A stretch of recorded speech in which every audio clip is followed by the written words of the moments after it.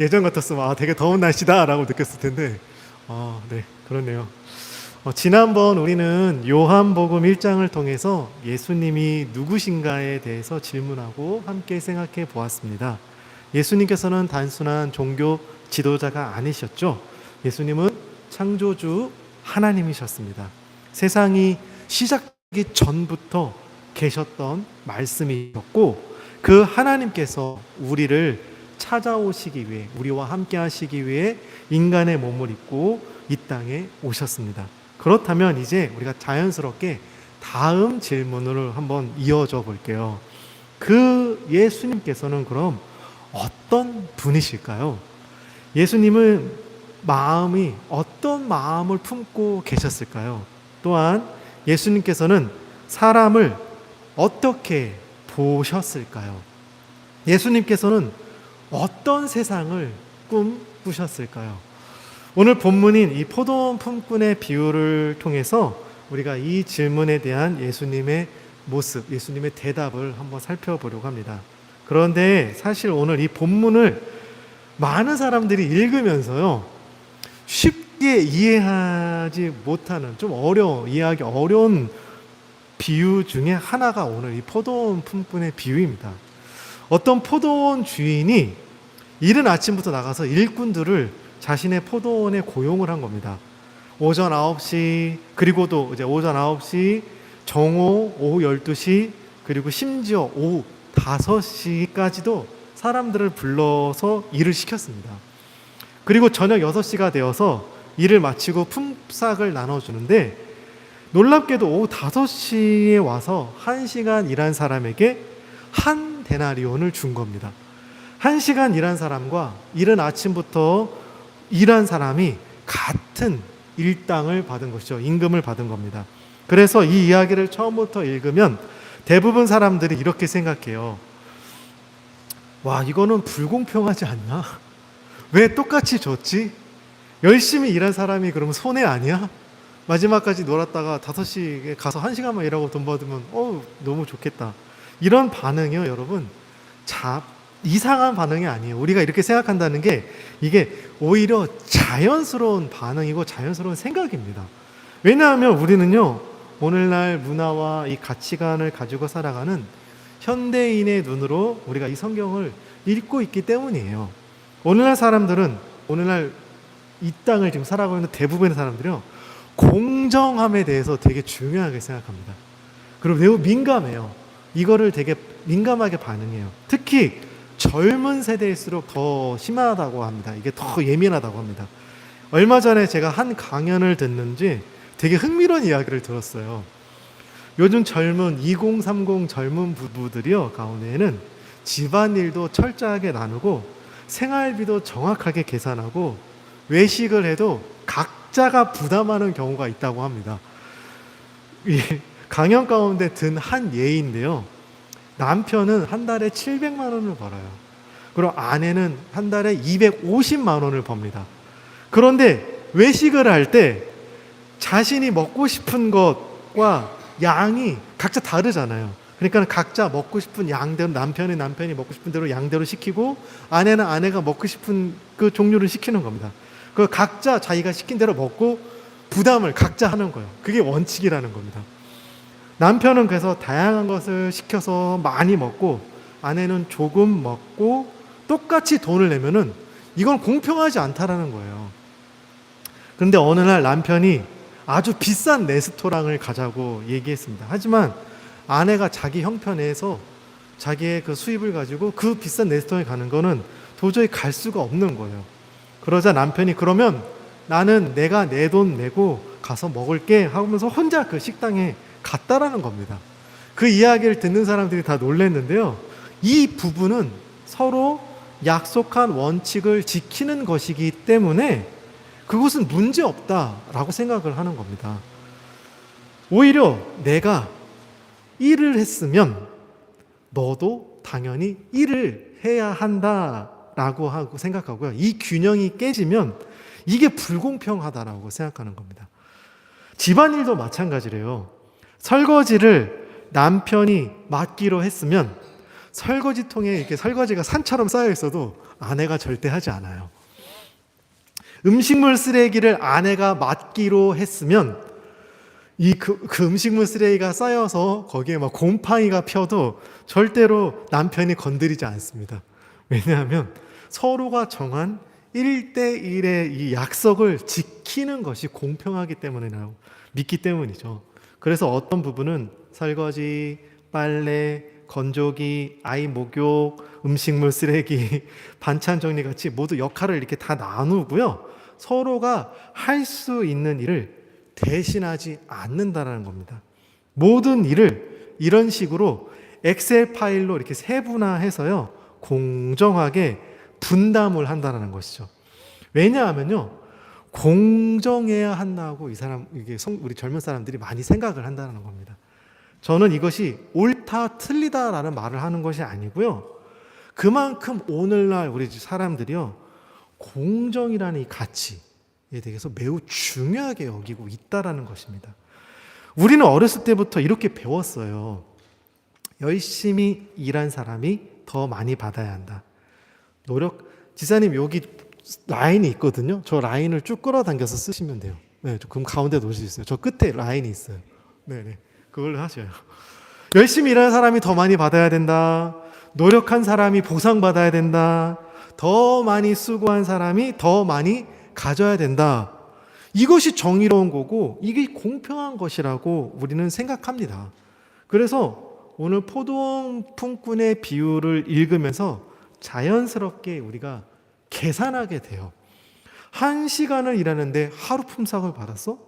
그러면 아침부터 하루 종일 일한 사람은 더 받아야 되는 거 아니야? 이것이 더 공평한 것이 아닌가라고 우리는 생각합니다. 이것이 우리는 너무 당연하게 생각하죠. 그런데 예수님께서는요, 바로 그 반응을 아셔요. 우리가 이렇게 생각하는 걸 아시면도 불구하고 일부러 이렇게 이야기를 하신 겁니다. 왜일까요? 왜 이렇게 이야기하셨을까요? 예수님께서는 지금 경제 원리를 이야기하시는 것이 아니고요, 어떤 노동법을 설명하시는 것이 아니에요. 예수님께서는 하나님의 나라가 어떤 나라인지에 대해서 지금 설명해 주고 계시는 겁니다. 말씀하고 계시는 거죠. 그리고 바로 여기서 우리 세상이 말하는 공정과 하나님 나라가 보여주는 은혜가 서로 이제 충돌하기 시작한 겁니다. 우리가 성경을 읽을 때 생각해 봐야 할 것이 있는데요, 당시 사람들은요, 어떻게 이 예수님의 말씀을 들었을까라는 겁니다. 예수님의 이 비유의 말씀을 들을 때, 이 말씀을 하셨을 때 그 말씀을 듣고 있었던 대부분의 사람들은요, 갈릴리의 그냥 평범한 농부들이었습니다. 가난한 사람들이었어요. 하루를 벌어서 하루를 살아가야 하는 사람들입니다. 오늘 일하지 못하면요, 저녁 식사, 내 가족이 함께 먹을 수 있는 하루의 양식을 없는 사람들이에요. 그리고 바로 이 사실이요, 오늘 이 비유를요, 다르게 보이도록 만들어줍니다. 어쩌면 우리는요, 이 비유를 너무 우리 현대인의 시선으로 읽고 있었을지도 몰라요. 오늘날 우리는요, 한 달을 일하면 월급이라는 것을 받습니다. 근무 시간에 따라 급여를 받죠. 그래서 파트타임, 타일자이트가 있고 풀타임이 있어요. 쉬는 날도 정해져 있고요, 휴가도 있습니다. 일한 만큼 받는 것이 당연한 시대예요. 그런데 예수님 당시에는요, 지금처럼 월급은 없었고요, 복지가 없었고요, 보험이 없던 시대였어요. 이 당시 일한다는 대부분의 사람들은요, 일을 하는 대부분의 사람들은 아침에 일찍 시장에 나아가서 거기 서 있다가 땅을 가진, 이제 농장을 가진 주인이, 지주가 자신들을 이렇게 불러주기를 기다려야 되는 거, 선택을 받아야 되는 겁니다. 사실 이것도요, 땅 갖고 있는 농장 주인은요, 시장에 나가지 않아요. 주인의 일을 대신 맡아서 하는 청지기가 나가서 일꾼을 뽑고 그 일꾼을 이제 자기 주인의 농장에 보냅니다. 그래서 새벽부터 시장에 서 있는 사람들은, 그들의 그 마음은요, 우리가 상상하는 것보다 더 훨씬 절박해요. 하루를 먹어야 되는 거예요. 하루 품삯은 단순한 돈이 아니고요, 그들의 생존이었어요. 생존. 그런데 오후 5시가 된 겁니다. 일할 시간이 거의 끝나가고 있어요.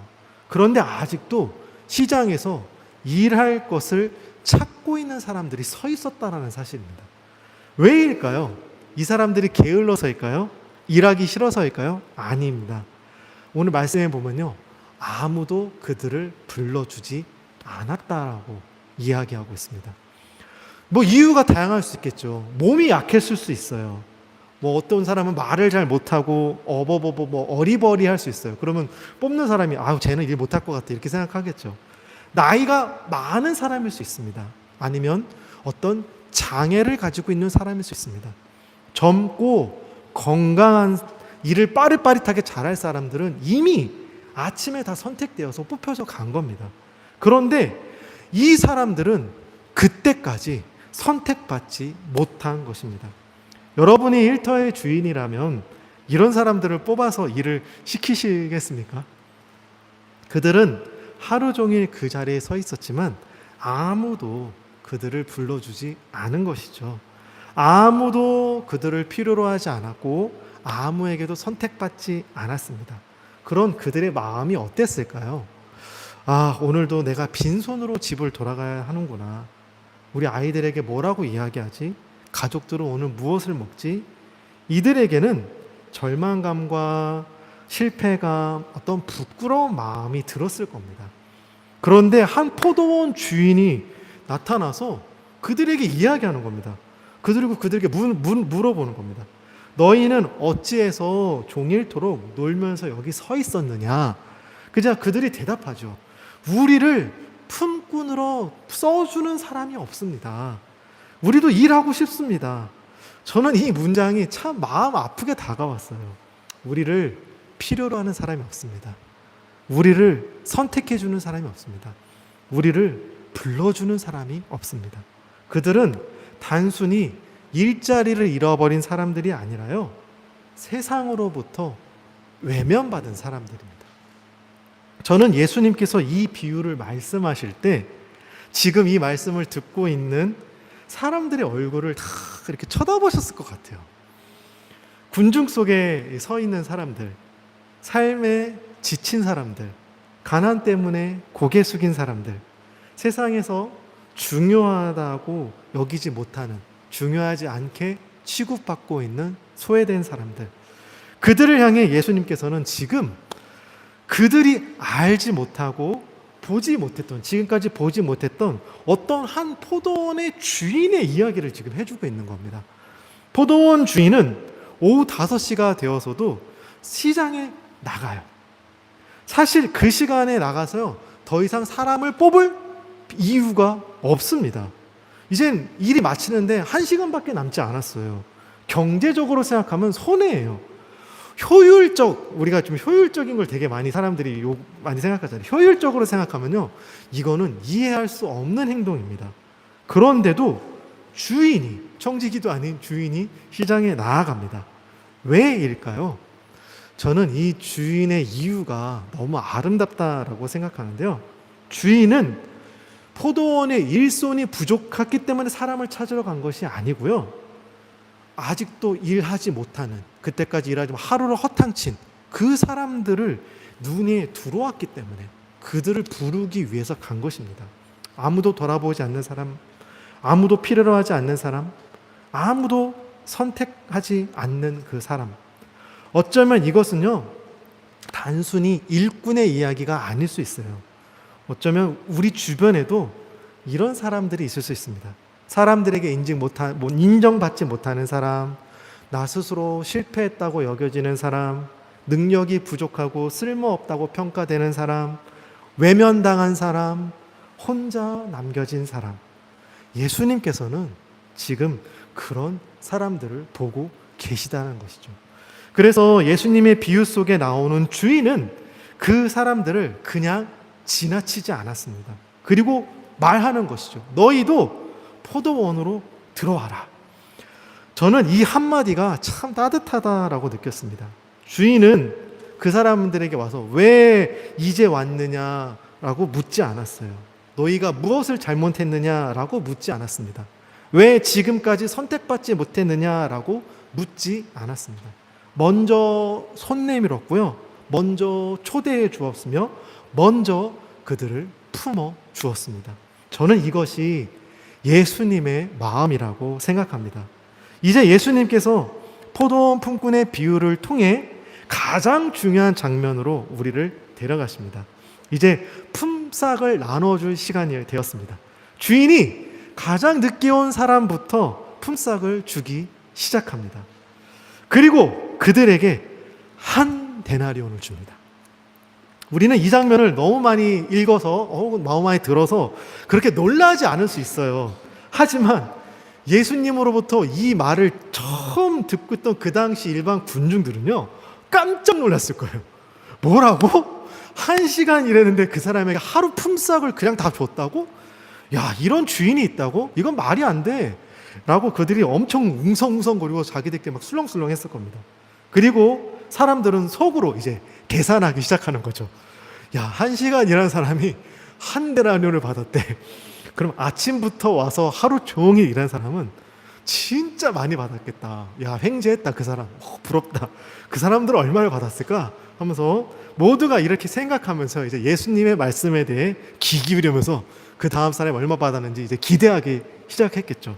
예수님의 비유에 나오는 아침부터 일한 사람들 역시 그들도 기대했어요. 저 사람이 한 데나리온을 받았으면 야, 아침부터 일한 우리는 진짜 많이 받겠다. 최소 12시간 일했으니까 12데나리온은 받을지 않을까? 막 이런 생각들을 했을 겁니다.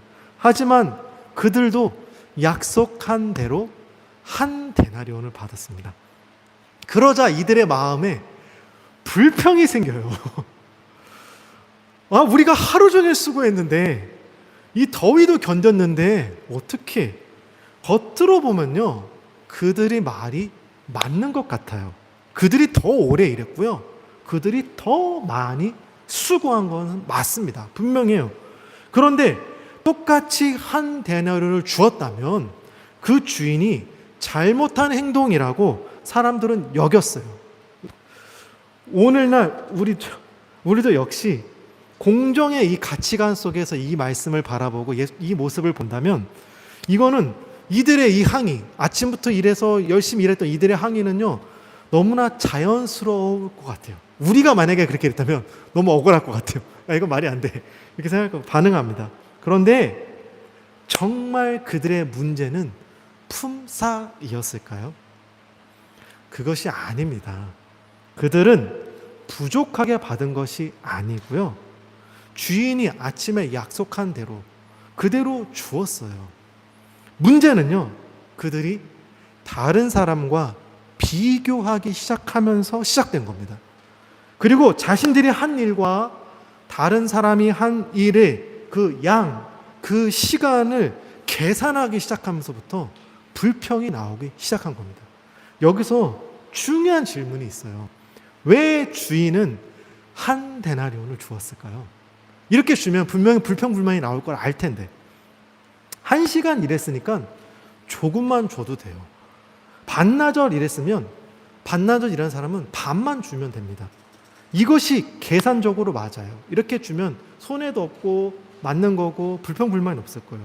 그러나 주인은요, 오후 5시에 온 사람들에게 너는 1시간밖에 일하지 않았으니까 이것만 받아라 라고 말하지 않았어요. 주인은요, 그 사람을 부끄럽게 만들지 않았습니다.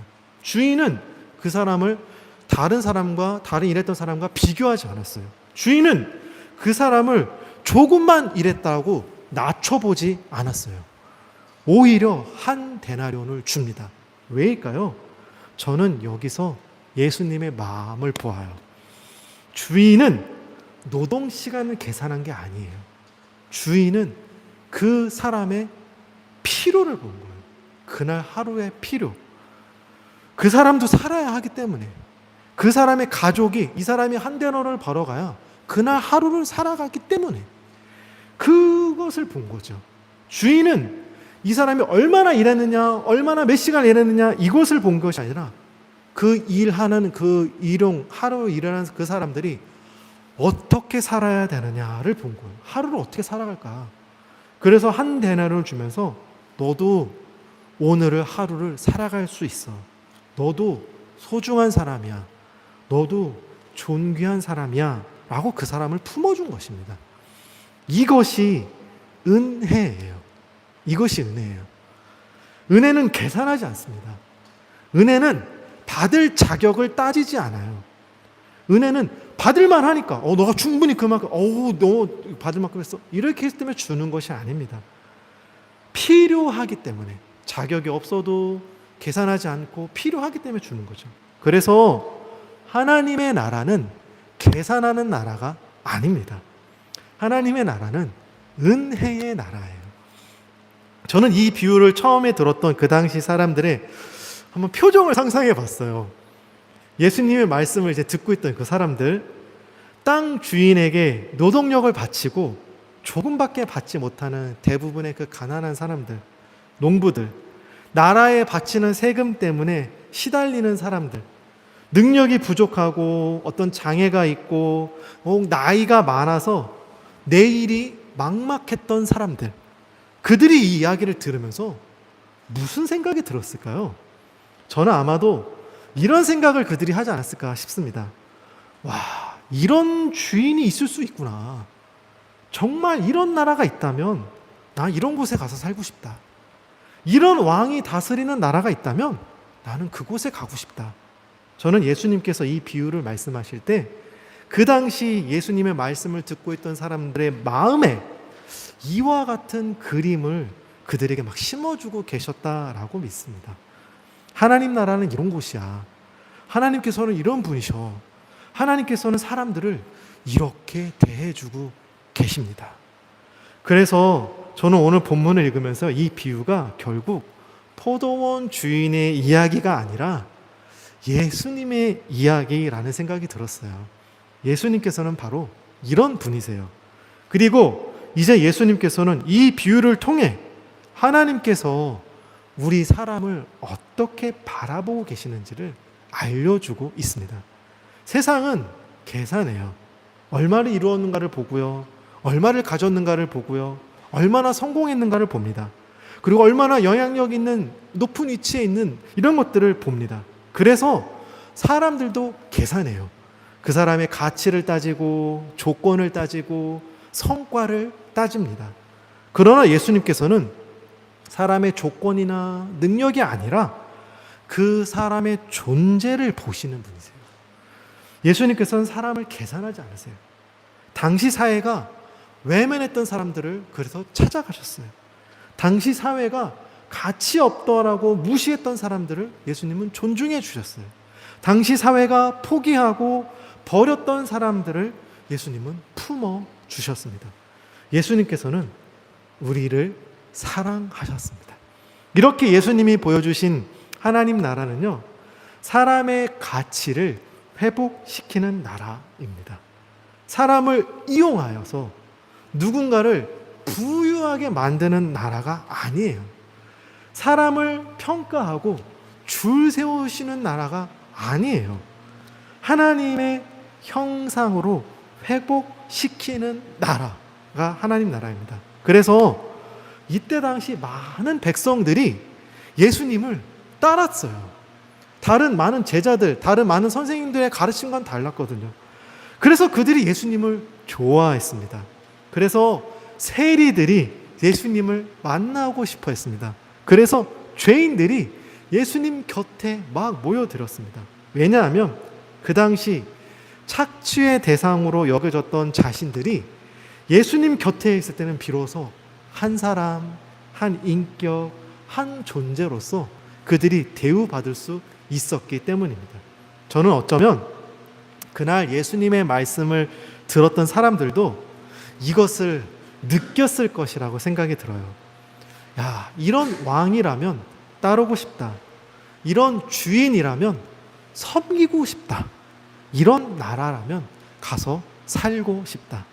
예수님께서는 단순히 천국을 설명하신 것이 아닙니다. 하나님 나라의 왕이 어떤 분이신지를 보여주신 거예요.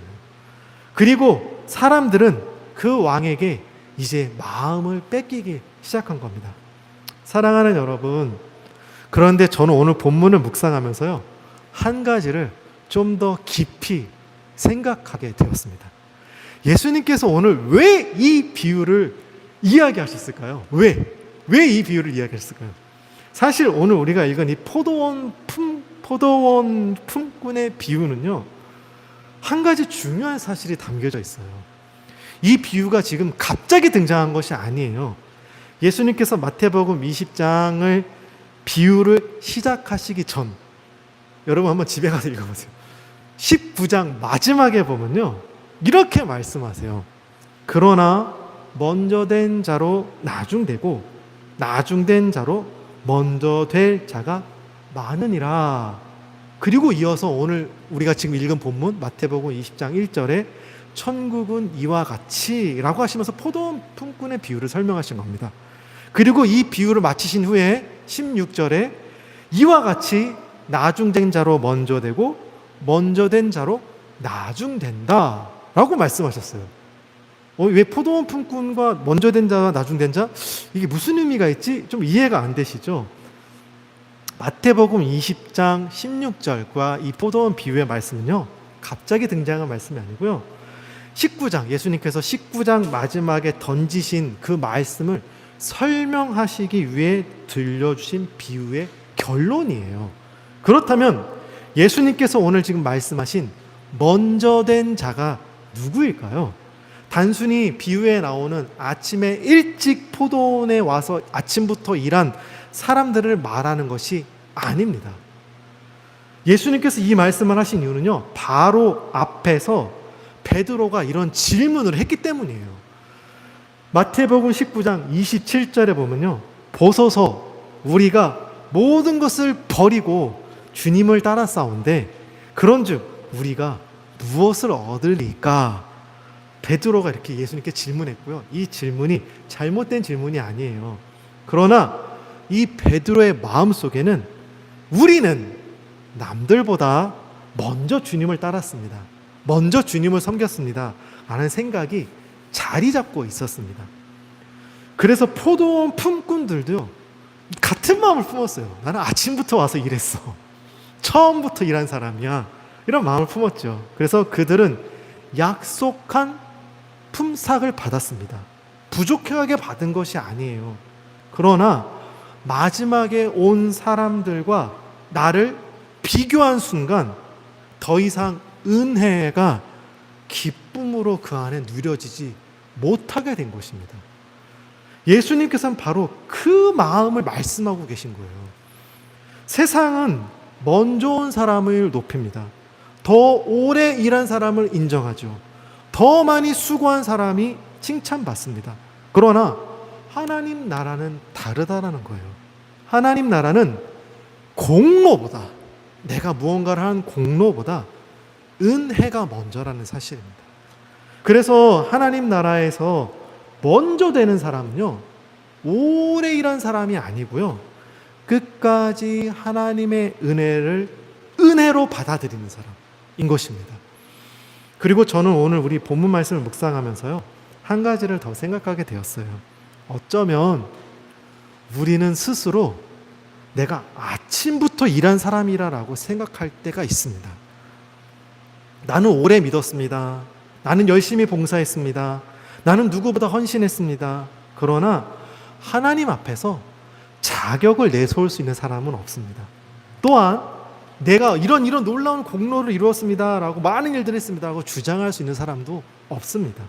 가만히 생각해 보면요, 우리 모두는요 다 오후 5시에 부름받은 사람들이에요. 그런 은혜를 받은 사람들이에요. 우리 모두가 자격이 있기 때문에 하나님께 구원받은 것이 아니고, 하나님 우리에게 은혜 주시는 것이 아니고요, 하나님의 사랑 때문에 우리는 구원받았고 부름받은 사람들입니다. 우리가 사랑받을 만해서 하나님 우리를 사랑해 주시는 것이 아니에요. 내가 이렇게 했으니까 하나님 날 사랑해 주시겠지, 내가 이렇게 했으니까 하나님 나에게 이런 걸 주시겠지. 아니에요. 조건이 아니에요. 하나님은 그냥 우리를 사랑하시기 때문에 주셔요. 하나님의 은혜가 먼저고요. 그래서 우리는 다른 사람보다 내가 더 나아, 내가 더 뛰어나, 내가 더 성숙해, 내가 더 믿음이 커, 이렇게 낫다고 말할 수 없습니다. 우리 모두는요 은혜로 구원받은 사람들이에요. 사랑하는 성도 여러분, 이제 우리는 처음 질문으로 다시 돌아가려고 합니다. 여러분에게 예수님은 어떤 분이신가요? 저는 포도원 품꾼의 비유를 묵상하면서 이 예수님의 마음을 조금 더 깊이 알게 되었습니다. 예수님께서는 사람을 계산하지 않으십니다. 사람을 사랑하셨습니다. 사람의 어떤 조건보다 그 사람의 존재를 보셨습니다. 세상은 외면한 사람들이 있습니다. 그러나 예수님께서는 그 세상에게 외면받은 사람들을 찾아가셨습니다. 세상은 가치 없어. 너가 이렇게 이루지 못하면, 이렇게 성과를 만들지 못하면 가치 없어 라고 말하지만, 그렇게 해서 가치 없다라고 스스로 여기는 사람을 찾아가셔서 아니야, 그렇지 않아. 너는 존재만으로 가치 있는 사람이야 라고 얘기하십니다. 세상이 포기해서 기회를 주지 않는데, 약해서, 능력이 없어서, 부족해서, 나이가 많아서 뭐 같은 다양한 이유를 대고 포기한 사람들에게 찾아가서 그들에게 기회를 주시는 분이 예수님이십니다. 저는 어쩌면 그날 갈릴리 언덕에서 예수님의 이 비유를 처음 들었던 사람들도 같은 마음이 들었을 거라고 생각합니다. 이런 왕이라면 따르고 싶습니다. 이런 주인이라면 섬기고 싶습니다. 이런 하나님이시라 사랑하고 싶습니다. 그리고 저는 이것이 신앙의 시작이라고 생각해요. 여러분, 신앙은요, 하나님이 두려워서 시작하는 것이 아닙니다. 하나님께서 얼마나 아름다운 분이신지를 알아가면서 시작하는 겁니다. 억지로 막 강제로 믿어 막 해가서 믿는 것이 아니에요. 지옥 갈까봐 두려워서 하나님을 따르는 것도 아니에요. 예수님께서 얼마나 아름다운 분이신지를 우리가 알아가게 될 때, 그것을 깨닫게 될 때 우리는 자연스럽게 그분을 사랑하게 됩니다. 그래서 앞으로 계속 그 예수님을 여러분이 알아가기를 원해요. 예수님의 마음을 여러분들이 배울 수 있으시기를 원해요. 그런 예수님을 여러분이 닮아갈 수 있기를 바랍니다. 그리고 이 예수님의 사랑 안에서 살아가는 우리 모두가 되실 수 있기를 우리 주님의 이름으로 축원드립니다. 기도하겠습니다. 사랑의 하나님, 오늘도 우리의 조건이